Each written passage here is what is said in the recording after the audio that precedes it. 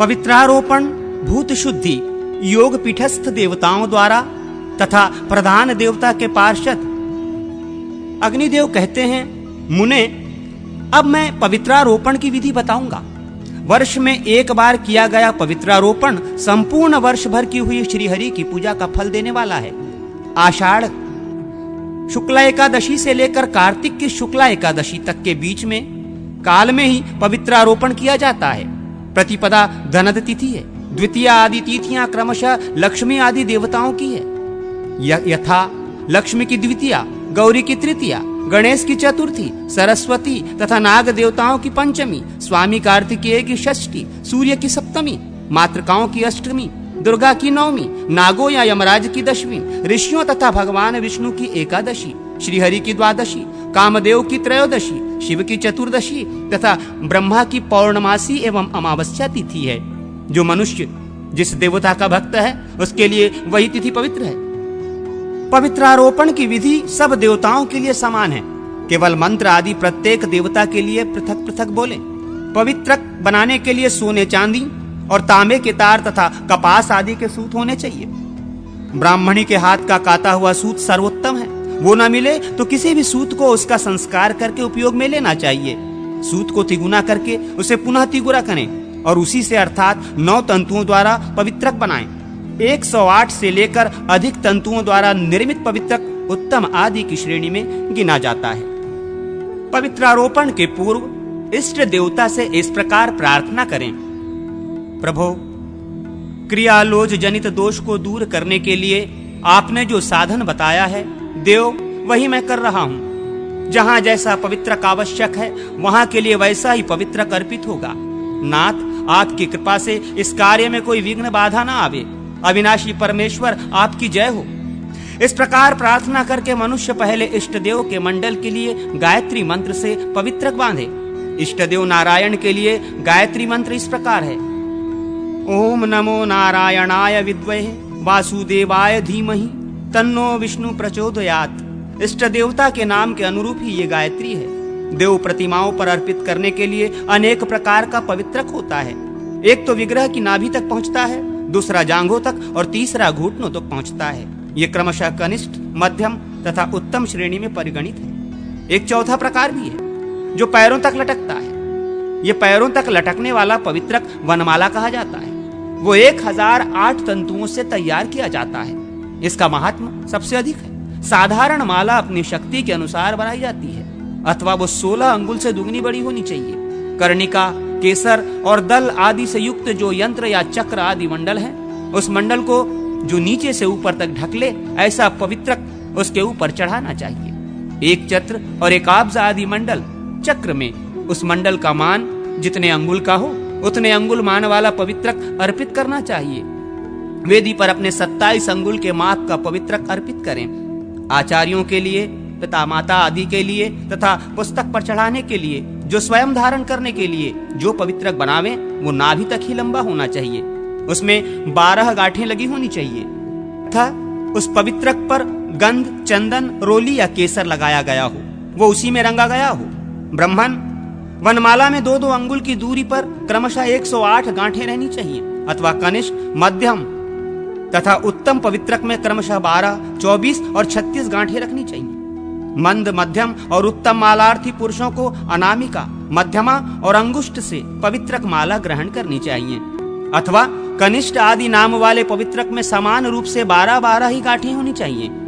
केवल तंतुओं की संख्या में और लंबाई में भेद होने से उनकी भिन्न संख्याएं मानी जाती हैं। सूर्य, कलश तथा अग्नि आदि के लिए भी यथासंभव विष्णु भगवान के तुल्य ही पवित्रक अर्पित करना उत्तम माना गया है। पीठ के लिए पीठ की लंबाई के अनुसार तथा कुंड के लिए भी मेखला पर्यंत लंबा पवित्रक होना चाहिए।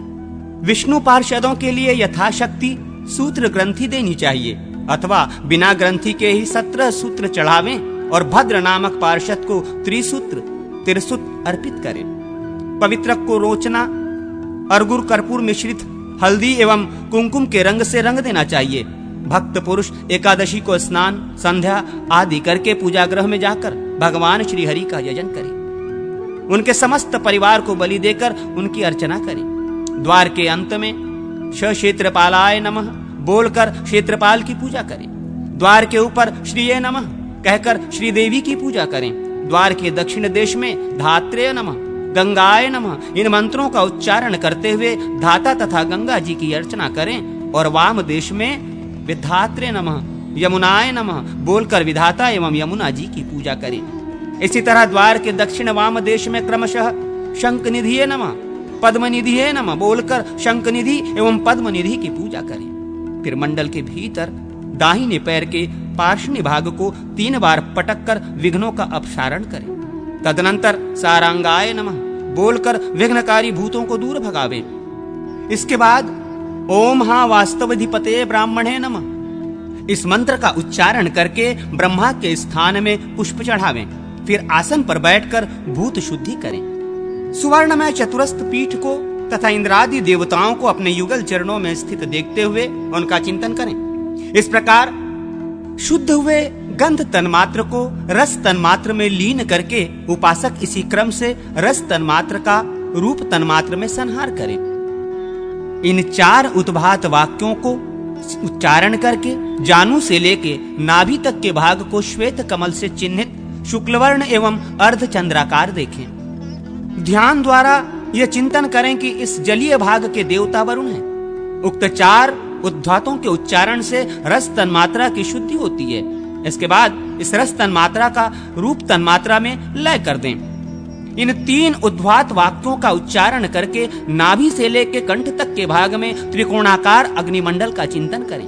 उसका रंग लाल है, वो स्वस्तिकाकार चिन्ह से चिंतित है, उसके अधिदेवता अग्नि है। इस प्रकार ध्यान करके शुद्ध किए हुए रूप तन्मात्रा को स्पर्श तन्मात्रा में लीन करें। इन 2 उद्धात वाक्यों के उच्चारण पूर्वक कंठ से लेकर नासिका के बीच भाग में गोलाकार वायुमंडल का चिंतन करें। उसका रंग धूम के समान है, वो निष्कलंक चंद्रमा से चिन्हित है। इस तरह शुद्ध हुए स्पर्श तन्मात्रा का ध्यान द्वारा ही शब्द तन्मात्रा में लय कर दें। इसके बाद इस एक उद्धात वाक्य से शुद्ध स्पष्टिक के समान आकाश का नासिका से लेकर शिखा तक के भाग में चिंतन करें। फिर उस शुद्ध हुए आकाश का अहंकार में उपसंहार करें। तत्पश्चात क्रमशः शोषण आदि के द्वारा देह की शुद्धि करें।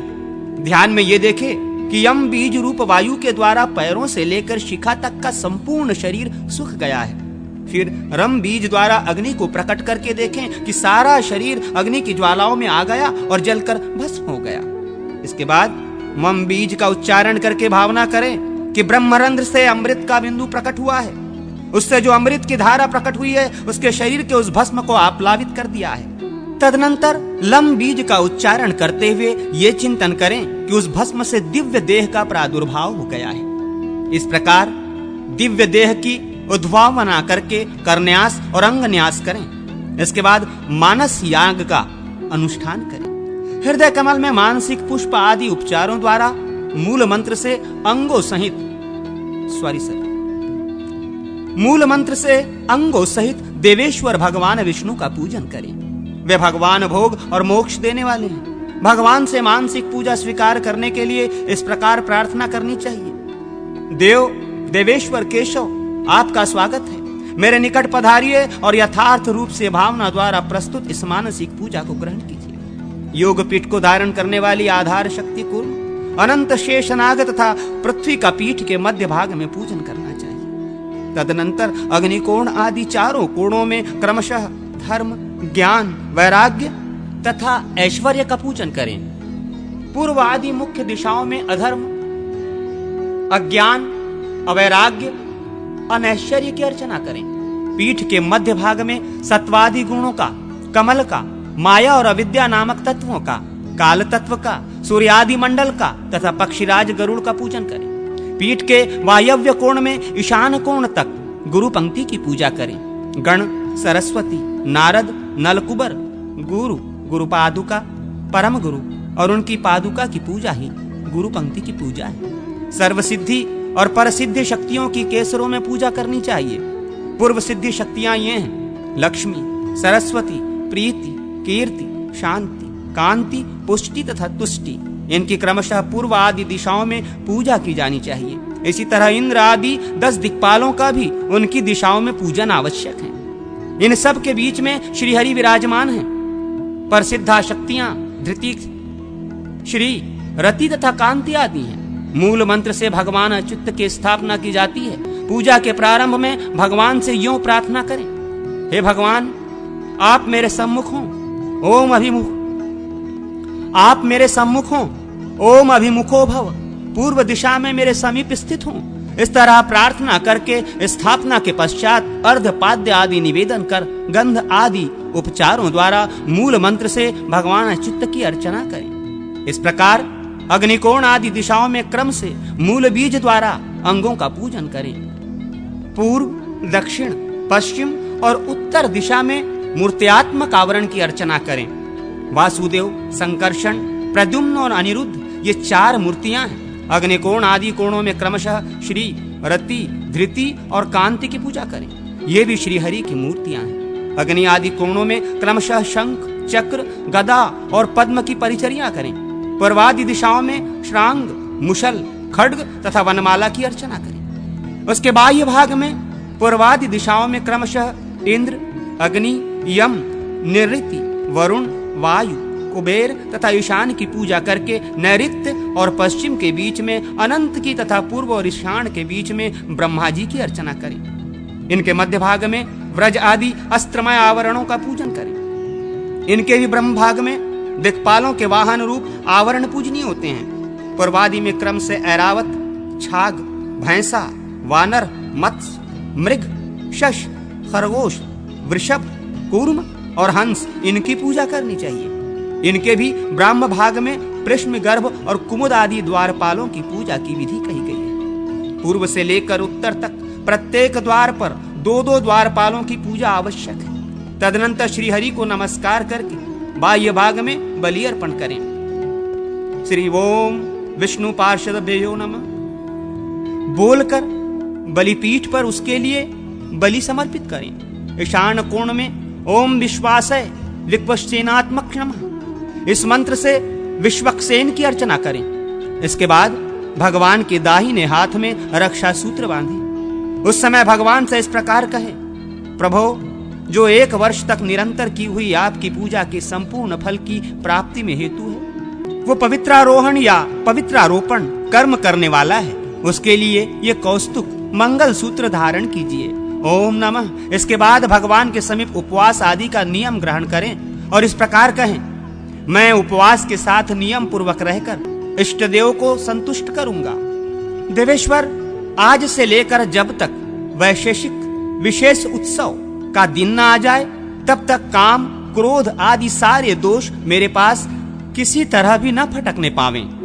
व्रती यजमान यदि उपवास करने में असमर्थ हो तो नक्त व्रत रात में भोजन किया करें। हवन करके भगवान की स्तुति के बाद उनका विसर्जन करें। भगवान का नित्य पूजन लक्ष्मी की प्राप्ति कराने वाला है। ओम श्री श्रीधराय त्रैलोक्य मोहनाय नमः ये भगवान की पूजा के लिए मंत्र है।